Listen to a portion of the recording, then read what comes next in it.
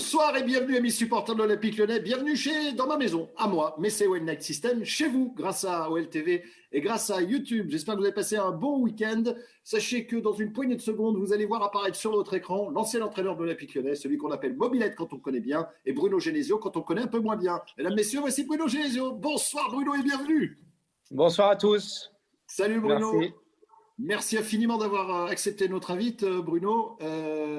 Juste avant de démarrer cette émission, j'aimerais que tu m'expliques ton périple. Par exemple, au mois de janvier, tu étais où et avec qui? Alors, au mois de janvier, j'étais en Espagne quasiment tout le mois avec mon équipe et mon staff de l'équipe de Beijing Guan, puisqu'on était en préparation de la saison. Suite à ça, on est rentré fin janvier, pour certains en France, pour d'autres en Chine. On est reparti ensuite en Corée du Sud, à Jeju, puisqu'on devait jouer un match de Champions League asiatique là-bas, qui a été remis. Du coup, on est allé de Jeju en Corée, on est allé en Thaïlande, puisqu'on avait un match de Champions League aussi à jouer en Thaïlande, qu'on a joué celui-ci et qu'on a gagné 1-0.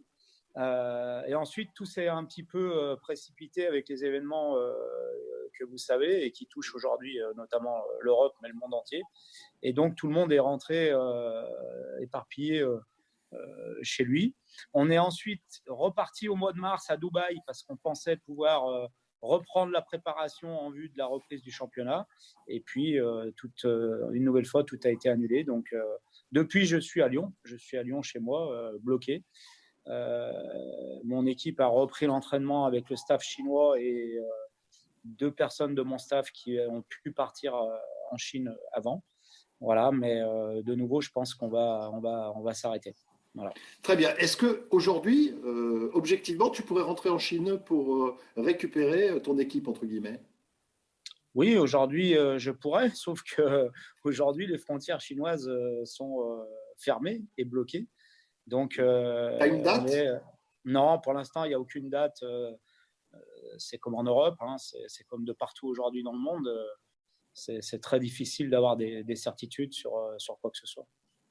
Alors, on aura l'occasion de discuter avec Nicolas, notamment, qui a composé le 04 84 80 69 2 fois, mais je voudrais rendre hommage à Fanou Erco, qui est un fidèle sur Twitter et qui me parle d'un match qui a eu lieu à Metz le 1er novembre 91. Et alors, on va expliquer la situation. Le match est tendu, comme tous les matchs entre Metz et l'Olympique Lyonnais. Et il se trouve qu'à un moment, tu essayes de gagner un petit peu de temps ou pas. Bref, tu prends un 2e carton jaune, donc tu dois être expulsé. Sauf que là, que se passe-t-il? L'arbitre ne s'en rend pas compte. Quelle est la suite? Alors, la suite, c'est que l'entraîneur de l'époque était Raymond Domenech, qui est quelqu'un de très intelligent et très réactif. Donc, il s'est rendu compte de l'erreur de l'arbitre très, très vite et il a demandé le changement. Donc, il m'a fait sortir tout de suite et je crois que c'était Laurent Lassagne qui devait rentrer à ma place ou je ne sais plus, ou Laurent Desbrosses, je ne sais plus qui devait me remplacer. Mais à ce moment-là, l'arbitre a dû être informé de son erreur. Donc, moi, je suis très vite sorti du terrain puisque Raymond m'a fait signe bien vite. Donc, j'étais en dehors du terrain et le joueur qui devait me remplacer n'était pas encore rentré sur le terrain. Et à ce moment-là, l'arbitre est venu sur le banc de touche pour me mettre le carton rouge. S'en est suivi pas mal de palabres. Et ce qui est assez incroyable, c'est que bien évidemment, on a fini le match à 10, puisque l'arbitre finalement m'a expulsé et n'a pas permis le remplacement. Mais on est allé en commission de discipline et j'y suis allé avec Raymond Domenech, qui est venu me défendre. Et bien, figurez-vous que j'ai été blanchi, que je n'ai même pas pris le match de suspension automatique qu'on reçoit habituellement lorsqu'on prend un carton rouge, qu'il soit justifié ou pas, puisqu'à l'époque, il n'y avait pas tout ce qu'il y a aujourd'hui, les retours sur les éventuelles erreurs. Voilà. Elle est marrante quand même, cette anecdote. Oui, c'est marrant. 04 84 80 69 2 fois, c'est le numéro de téléphone et on va demander à Nicolas de venir nous rejoindre. Bonsoir Nicolas et bienvenue à toi mon vieux. Salut Bart, salut Bruno. Bonsoir Salut Nicolas. Tu as quel âge et tu appelles d'où Nico? J'ai 16 ans et j'habite à côté de Biarritz. On t'écoute Nicolas.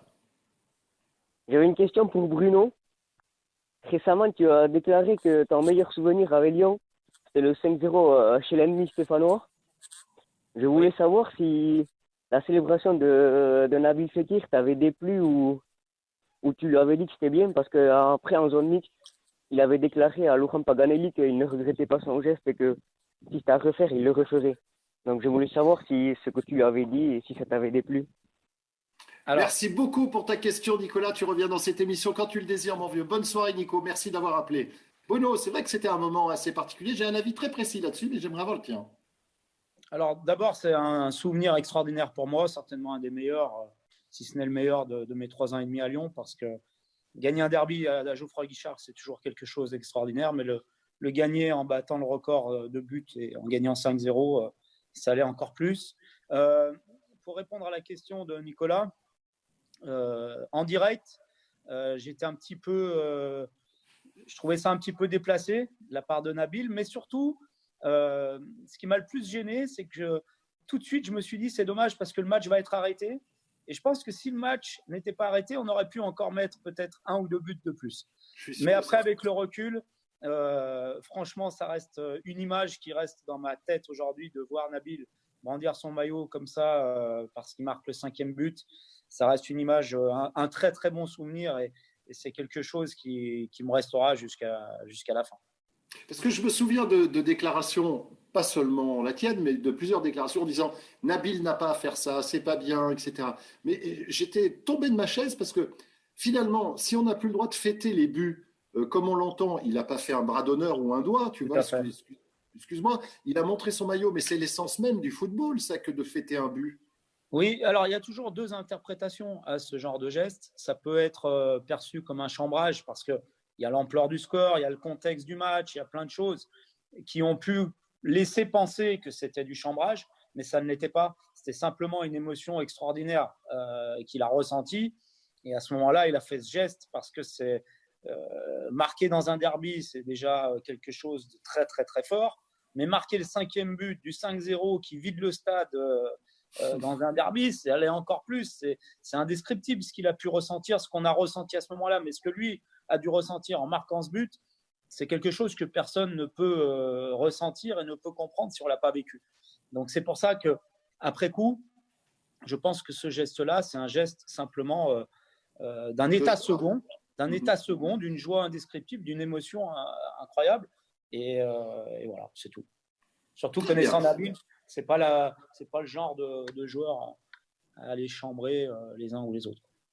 04 84 80 69 2 fois du lundi au vendredi à 17h30. Nous recevons une personnalité du club ou quelqu'un, en tout cas, qui a un rapport direct ou indirect avec le football. Et ce soir, c'est Bruno Genesio, notre invité. Vous pouvez nous appeler pour poser des questions tous les soirs grâce au répondeur 04 84 80 69 2 fois. Demain, nous recevrons notamment Sonny Anderson. Bruno, est-ce que tu as eu, lorsque je t'ai proposé de venir faire cette émission, au regard des rapports parfois un peu électriques que tu as pu avoir avec les supporters de l'OL, est-ce qu'à un moment, tu as hésité ou est-ce que franchement, intervenir sur OL TV, ce n'était pas du tout un problème ou voilà, comme je disais, il y a eu une hésitation? Alors, tout d'abord, des rapports difficiles avec certains supporters, parce que ce n'est pas tous les supporters. Deuxièmement, j'ai hésité, mais pas pour cette raison, c'était plus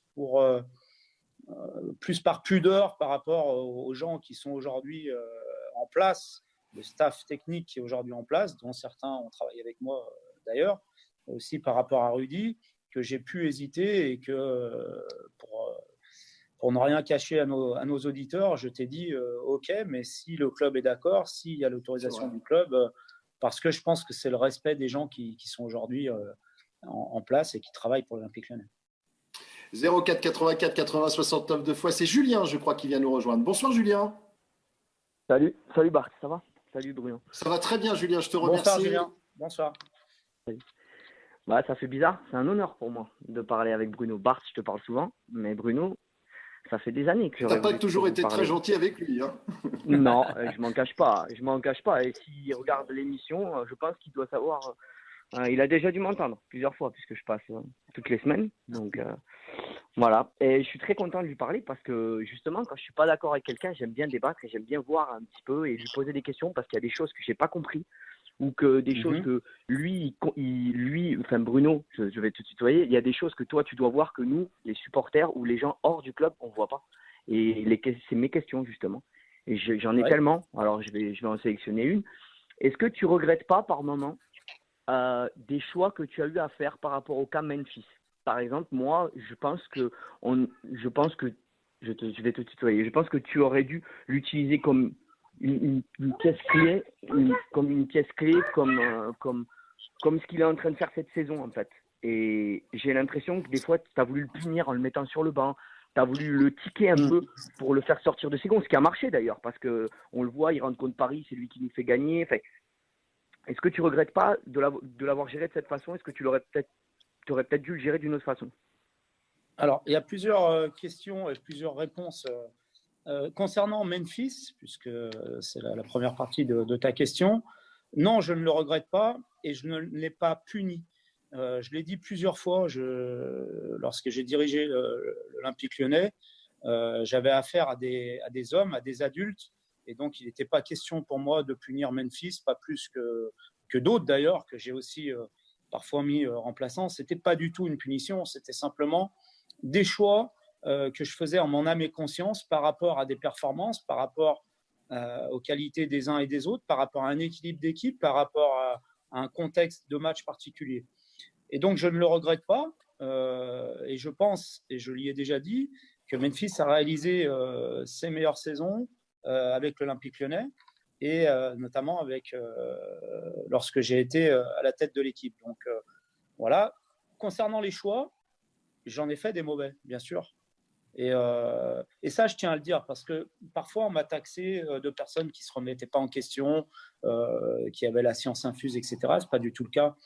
J'assume que j'ai fait des mauvais choix d'équipe, de changement. J'en ai fait, comme je pense tous les entraîneurs au monde.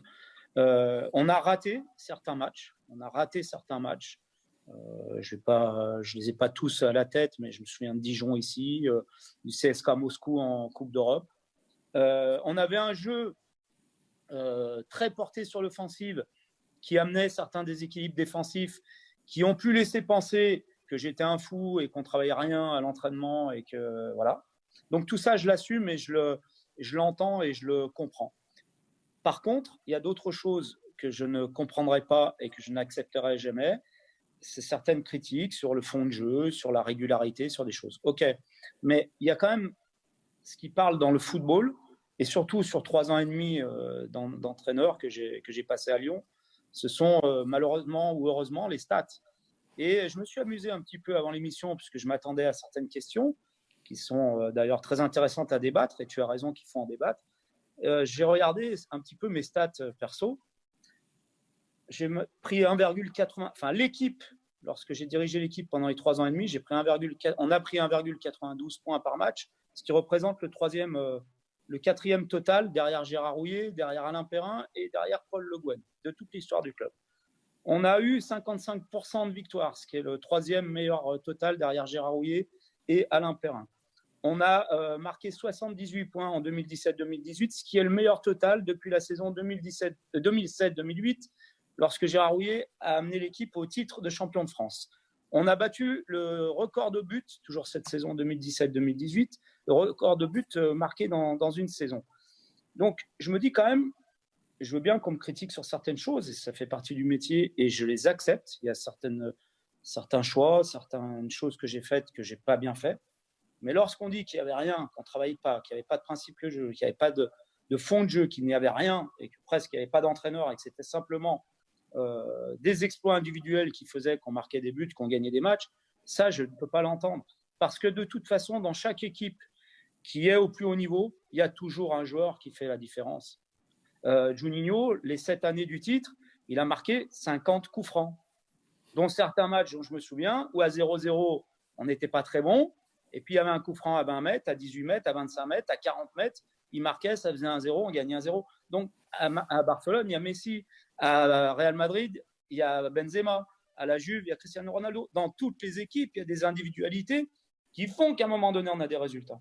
Mais sur la durée, il y a des chiffres qui parlent, et bien sûr qu'il y a des choses que j'assume, que je n'ai pas bien faites.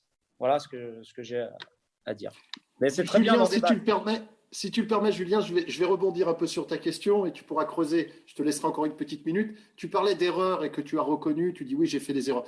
Ta plus grosse cagade, où t'as merdé si tu devais le dire aujourd'hui. Alors, le plus gros regret j'ai deux gros regrets. Et deux matchs où j'assume vraiment la responsabilité. C'est le match aller à l'Ajax d'Amsterdam, en demi-finale de la Coupe d'Europe. Et celui-ci, ça reste peut-être le plus gros de mes regrets. Parce que. Qu'est-ce que tu n'as pas fait de bien? C'est la préparation en général. Je suis pas. On a eu un gros coup dur, ça a été la blessure d'Alex, qui n'était pas à 100%. J'ai positionné Nabil avant-centre, ce qui n'a certainement pas été ma plus grosse réussite. Je n'ai pas mis dans les meilleures conditions alors que c'était un de nos meilleurs joueurs. Et dans la préparation générale du match, je ne me suis pas senti très bon dans ma causerie, dans la préparation du match en général. Voilà, ça arrive. C'est mal tombé parce que c'était un match très, très important. Donc celui-ci, ça reste un de mes plus gros regrets parce que je pense que c'est là-bas qu'on a raté la finale. Même si au retour, on est passé tout près de la prolongation. Et le deuxième, c'est le match contre Rennes en Coupe de France, parce que je savais plein de choses qui se passaient en coulisses pour ne pas que je re-signe. Et je savais que le climat allait être particulier lors de ce match. Et je pense que je me suis laissé déborder par les émotions. Et que là aussi, je n'ai pas su inculquer à mon groupe, inculquer à mes joueurs la force nécessaire pour passer outre ce climat un petit peu néfaste qu'il y avait tout autour de nous. Je vais prendre un exemple. J'ai vu les matchs de Lyon contre Lille en Coupe de la Ligue. J'ai vu le match de Lyon contre PSG en Coupe de France. Dans les deux matchs, ça a été tendu. Il y a eu des difficultés. Le public a soutenu l'équipe jusqu'à la fin. Et je pense, franchement, que le match contre Lille en demi-finale de la Coupe de la Ligue, cette année, ça a beaucoup aidé l'équipe à se qualifier en finale. Le match contre Paris, perdu 5-1 en Coupe de France, j'ai senti le public derrière jusqu'à la fin, malgré le score, malgré tout. Le match contre Rennes en Coupe de France, en demi-finale, je n'ai pas senti ça chez nous. Mais j'aurais dû, avant le match, préparer mieux mes joueurs à tout ça pour qu'on fasse abstraction de ce contexte et pour qu'on ait beaucoup plus de force que ce qu'on a eu dans ce match-là. Voilà, mais il y a certainement d'autres matchs où j'ai fait des mauvais choix de compo d'équipe, de départ, mais tu as donné deux exemples. Voilà, mais j'ai donné ces deux exemples parce que ce sont ceux qui m'ont le plus marqué. Ce sont vraiment deux gros regrets que j'ai sur mon passage à l'Olympique Lyonnais et notamment celui de l'Ajax Amsterdam. Voilà, Julien, est-ce que tu voulais clôturer cette conversation, cette interaction, camarade? Non, je suis content. Je suis très content de lui avoir parlé. J'aurais voulu lui parler plus longtemps, discuter avec lui pendant un moment, un peu, parce que j'ai tellement de questions. Parce que j'ai pas du tout été tendre avec Genesio, je m'en cache pas. D'ailleurs, avant l'émission, je t'ai dit, est-ce que je peux être brut, pas brut avec lui, je peux voir, enfin voilà. Après, j'ai jamais voulu attaquer l'homme, sa famille, tout ça, comme certains, ça partait dans les extrêmes. Mais il y a des choses que j'ai pas compris, comme Darder, comme Mamana. Alors, il doit mieux savoir que moi, Mariano aussi, il doit mieux savoir que moi ce qui se passait dans le vestiaire, ce qui se passait dans la vie du groupe, ça c'est sûr. Mais il y a des choix où j'ai pas compris, des changements où j'ai pas compris. Ça, il y a que lui et le staff qui peuvent le savoir. Et j'aurais tellement voulu discuter avec lui plus longtemps parce que j'avais plein de questions. Mais c'est comme ça. Il reviendra. Je peux pas discuter. Bien sûr, oui, bien sûr. Mais je me doute qu'il reviendra, j'espère. Mais comme ça, j'aurais discuté de plein de choses avec lui. Ouais. Merci beaucoup, en tout cas, camarade Julien. Tu reviens quand tu veux dans cette émission et tu le sais. Ouais, à bientôt. Ciao. Salut Julien, merci de ton appel. 04 84 80 69 deux fois Bruno Genesio, l'invité d'OL Night System spécial confinement. On est là, on garde le lien avec vous, amis supporters, et c'est tous les soirs à 17h30 avec un invité chaque soir. Bruno, on a parlé justement il y a un instant des difficultés que tu as pu avoir à un moment, de la pression, à un moment que tu as peut-être, tu l'as dit il y a quelques secondes, pas géré correctement parce que, pour toutes les raisons que tu as évoquées. Est-ce que tu as ce sentiment de ne pas avoir fini le boulot, Bruno? Non, au contraire, justement non. Justement non, on a pris la décision qu'il fallait, je pense, avec le président au moment où on l'a prise. Et au contraire, je pense l'avoir terminée parce que tout n'a pas été parfait, mais on a laissé parce que j'ai pas envie de parler à la première personne parce qu'il y a beaucoup de gens qui ont travaillé et qui m'ont aidé pendant ces 3 ans et demi. Les gens de mon staff, les gens administratifs comme Vincent Ponceau, comme tous les administratifs du club, Flo Maurice, qui faisait partie de mon staff, même si c'est un département, le recrutement, le staff technique, Bernard, Gérard, enfin, y a plein de gens, le président, bien sûr, en premier, que voilà.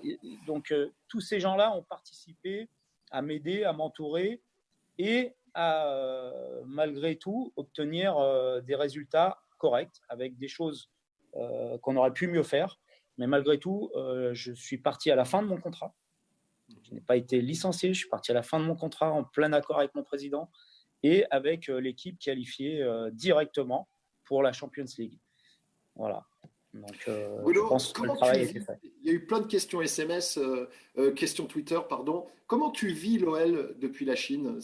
Tu regardes tout de suite, tu essayes de voir les matchs pendant la nuit ou pas? Il y a certains matchs comme le derby que j'ai regardé pendant la nuit à 4h du mat ou 5h, je ne sais plus. Des matchs de Champions League aussi où je me suis levé pour regarder, mais c'est très dur parce que c'est en plein milieu de la nuit là-bas. Mais c'est sûr que je ne dis pas que c'est la première chose que je fais le matin lorsque je me réveille à Pékin, mais pas loin de regarder le résultat de Lyon et je le vis comme un supporter, vraiment un supporter et quelqu'un qui vibre au gré des résultats du club, de l'équipe, parce qu'en plus, bien sûr, je suis lyonnais, j'ai joué à Lyon, j'ai été entraîneur à Lyon, mais il reste encore beaucoup de personnes que j'apprécie et que j'aime dans ce club. Et voilà, donc je le vis comme si j'étais encore à l'intérieur du club. Une question aussi arrivée sur le compte Twitter de l'Olympique Lyonnais et de LTV. Est-ce que tu pourrais envisager de revenir, sachant que tu arriverais directement avec un boulet au pied? Non, mais... d'arriver avec un boulet au pied, je te rappelle quand même que... Il y a eu la pétition. Voilà, lorsque j'ai commencé, avant de commencer, j'avais déjà un boulet au pied aussi, puisqu'il y avait une pétition pour pas que je sois l'entraîneur de l'Olympique Lyonnais.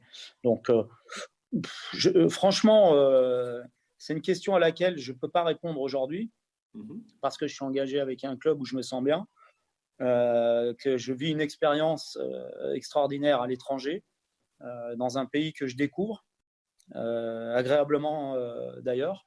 Donc, mais évidemment que c'est mon club de cœur, évidemment que si un jour tous les éléments sont réunis pour que je revienne dans un poste ou un autre, d'ailleurs, on ne sait jamais, je me poserai la question et j'y réfléchirai. Mais c'est pas le fait d'avoir un boulet au pied qui me fera dire oui ou dire non. Ça sera une réflexion à ce moment-là, si ça se produit. Mais pour l'instant, c'est pas d'actualité, c'est pas au goût du jour. 04 84 80 69 deux fois avec Bruno Genesio encore pendant 5 bonnes minutes. Bonsoir à toi, Mike. Bonsoir. Bonsoir Bart, bonsoir Bruno. Bonsoir Mike. Tu as quel âge et tu appelles d'où, Mike? J'ai 20 ans, moi. Ouais, et tu appelles d'où? Allô? J'appelle de Paris. Tu appelles d'où, Mike? De Paris. On t'écoute, J'appelle Mike. de Paris. Très bien, à toi. Je voulais te remercier. Parce que moi, j'ai grandi avec Serge, toi, Richard Benedetti sur OLTV, donc merci pour tous ces moments-là. Et Monsieur Genesio, j'avais une question, c'est que moi, je suis fan de l'OL et je veux être entraîneur, et je me demandais, est-ce que c'est pas une pression supplémentaire d'entraîner son club de cœur? Genre, est-ce que ce n'est pas plus de pression que si c'était un autre poste? Est-ce que c'est plus compliqué? Et une deuxième question, est-ce que, quand ça a été compliqué pour vous, est-ce que vous avez pensé à démissionner et c'est votre entourage qui vous a interdit de le faire, ou l'inverse, votre entourage qui vous a conseillé et vous êtes obstiné à ne pas le faire? Alors, sur la première question, être entraîneur, c'est compliqué de partout. C'est un métier très compliqué, c'est comme ça, mais c'est aussi un métier excitant et terriblement important et valorisant, parce qu'on a on vit des moments, des joies, parfois aussi des tristesses communes, mais des choses que très peu de gens ont la chance de vivre au niveau émotionnel. Donc, mais c'est vrai que d'être entraîneur dans sa ville, ça rajoute peut-être de la difficulté, parce que partout où vous allez, on vous parle quasiment que de ça, du match qui est passé, du match qui va venir, de la pression, pas de la pression. Est-ce que vous auriez dû faire cette équipe? Pourquoi vous avez fait ce changement? Pourquoi ci, pourquoi ça? Et que ça renforce encore peut-être la difficulté. Mais c'est aussi quelque chose d'extraordinaire, parce que lorsqu'on est dans son club, qu'on connaît tous les gens qui travaillent autour de vous, ça facilite la tâche quand même, et ça fait beaucoup de bien dans les moments, dans les bons moments, mais aussi dans les moments difficiles. Et concernant la deuxième question, une fois, j'ai posé la question à mes joueurs, parce que j'avais Je ne sais plus après quel match c'était. D'ailleurs, je crois que c'est Jo Ferry qui a raconté cette anecdote il n'y a pas très longtemps. J'avais des doutes sur sur leur implication et je me suis dit, je vais leur poser la question. Donc, une fois, je leur ai dit, si c'est moi le problème, si je suis le problème de l'équipe et du club, dites-le moi franchement, on n'était qu'entre nous et à ce moment-là, je prendrai mes responsabilités. Sinon, j'ai jamais C'était pensé après à un démissionner. entraînement, ça? C'était après un Non, match? C'était quand? c'était après un match, un débriefing de match où j'avais réuni les joueurs. Je me souviens plus quel match c'était. Je me souviens plus à quelle période c'était. Mais là, tu doutes de l'effectif, tu te poses la question de On est savoir si obligé à les un mecs moment t'ont pas donné. lâché. On est obligé à un moment donné lorsqu'on sent que les résultats ne sont pas ce qu'ils sont, lorsqu'on n'obtient pas ce qu'on souhaiterait obtenir, on se dit peut-être que le problème c'est moi. Et il faut, je pense, avoir l'humilité des fois de le reconnaître. Et comme j'avais une relation assez proche avec tous mes joueurs, je me suis dit je vais leur poser la question honnêtement et je veux qu'ils me répondent honnêtement. Donc c'est la seule fois. Ensuite, d'ailleurs, je me demande si c'est pas après le match de Moscou. Et ensuite, on a fait 9 victoires sur les 10 derniers matchs. Enfin, je ne sais plus exactement, peu importe. Voilà, c'est la seule fois où j'y ai pensé. Et inversement, parfois, ma famille m'a dit mais arrête ce métier de fou. Tu es en train de vieillir avant l'âge. Voilà. Donc, mais c'est, oui, un métier de fou, mais c'est un métier extraordinaire. Et je le redis, les moments que j'ai vécu, les 3 ans et demi que j'ai vécu à Lyon aujourd'hui, ce qui me reste, ce sont que les bons moments, les joies qu'on a partagées, voilà, d'avoir eu la fierté de diriger des joueurs comme Nabil, comme Alex Lacazette, comme Tolisso, qui est devenu champion du monde avec Sam Umtiti et plein d'autres, j'en oublie plein d'autres. Mais tout ça, c'est une grande fierté, Tanguy, Ferland, d'avoir participé à leur progression et de les voir aujourd'hui, un au Real Madrid, l'autre à Tottenham. C'est un travail d'équipe qui a été fait. Voilà, donc encore une fois, je le dis, l'entraîneur, bien sûr, c'est le responsable, mais il y a plein de gens autour qui m'ont aidé, qui ont participé aux bonnes choses qu'on a faites. Et puis, parfois, je n'ai pas fait les bons choix et il y a eu quelques ratés. Voilà. Voilà, Mike, concernant ta question, je te remercie et bon confinement du côté de Paris. Ça va, c'est pas trop dur? Là, je vais travailler. Moi, je suis en caisse, donc je vais travailler. Et puis voilà. Eh ben, bon courage à toi. Je t'envoie de la force, mon Mike. Porte-toi bien, mon vieux. Merci beaucoup. Bonne soirée. Salut. Au revoir. Bonne soirée. Bon courage. Salut. Eh bien, écoute, Mobilette, on va terminer cette émission parce qu'il reste deux grosses minutes. Certains pensent que tu as été, ça sera ma dernière question, aidé par la presse, oui, par les médias, et d'autres pensent que certains ont été trop loin. Tu te positionnes où, toi, Mobilette, par rapport à ton passage et pour le coup, quand c'était difficile avec les médias? Je pense que j'ai eu dans l'ensemble une relation professionnelle correcte avec l'ensemble des médias. Je pense que certains, non pas médias, mais certaines personnes ont été trop loin parce qu'ils ont fait preuve de mauvaise foi. J'ai toujours dit que j'acceptais la critique, mais lorsqu'on critique tout, quoi qu'on fasse, c'est plus de la critique, c'est de la mauvaise foi. Voilà ce que je pense, mais dans l'ensemble, je pense que j'ai eu plutôt de bonnes relations avec la presse, si on peut dire ça comme ça. Une bonne relation professionnelle. Je pense avoir... parfois, il y a eu des critiques qui étaient complètement justifiées, et j'en ai jamais voulu à un journaliste de faire un papier en critiquant des choses, des faits. Voilà, ça c'est le métier du journaliste, c'est le métier d'entraîneur d'être critiqué quand on fait des erreurs ou quand on n'a pas de résultats. Par contre, ce n'est pas le métier de journaliste de faire preuve de mauvaise foi. Voilà. Et certains en ont fait preuve à mon égard. Mais tu en veux encore? Oui, je leur en voudrais tout le temps parce que c'est pas le métier de journaliste. Le métier de journaliste, c'est un métier d'objectivité. Évidemment que dans tous les métiers, c'est comme quand on est entraîneur, on doit être objectif, mais il y a des affinités avec certains joueurs, moins avec d'autres. Mais on doit rester objectif. Dans nos choix, ça ne doit pas rentrer en ligne de compte. Et je pense qu'un journaliste, il doit fonctionner comme ça. Il a une éthique. Et donc, bien sûr qu'il y a des journalistes avec qui on a une affinité plus importante qu'avec d'autres. Mais je pense que dans les papiers, que ça soit d'un côté ou de l'autre d'ailleurs, c'est pas parce qu'on a une bonne relation avec un journaliste qu'il ne doit pas faire des papiers critiques lorsqu'il le mérite de l'être. Et ça a été le cas avec certains, je ne citerai pas les noms, mais ils ont été critiques avec moi alors que j'avais de bonnes relations avec eux et je n'en aurais jamais voulu, au contraire. Par contre, il y en a d'autres Il y en a d'autres à qui j'en voudrais toute ma vie. Parce qu'ils sont allés beaucoup trop loin. Et qu'ils ont eu un traitement avec moi qu'ils n'ont pas eu avec personne d'autre. Voilà, c'est comme ça. Et ça m'a fait grandir. Merci beaucoup, Bruno, d'avoir passé cette demi-heure. J'espère que les téléspectateurs d'OLTV et de YouTube également ont passé un bon moment. On se donne rendez-vous très vite, Bruno. Merci encore une fois d'avoir pris le temps. Juste rajouter une dernière chose, même si je suis très bavard, je voudrais quand même tirer un grand coup de chapeau à tous les gens qui travaillent en ce moment à notre service, notamment au service des malades, mais pas que. Il y a aussi les gens, tout à l'heure, l'intervenant précédent disait qu'il allait en caisse, il y a les routiers. Et j'aimerais, parce qu'aujourd'hui, tout le monde applaudit les soignants à 20h, c'est extraordinaire, c'est très émouvant, mais j'espère qu'on s'en souviendra après ces événements tragiques qu'on est en train de vivre, pour reconnaître aussi, bien sûr, leur travail, mais aussi leur statut, parce que ce sont des gens, je sais, parce que j'ai des amis et de la famille qui travaillent dans ce secteur-là, ce sont des gens qui ne sont pas reconnus financièrement non plus à leur juste valeur. Donc, j'espère qu'on s'en souviendra aussi après ces événements. Voilà.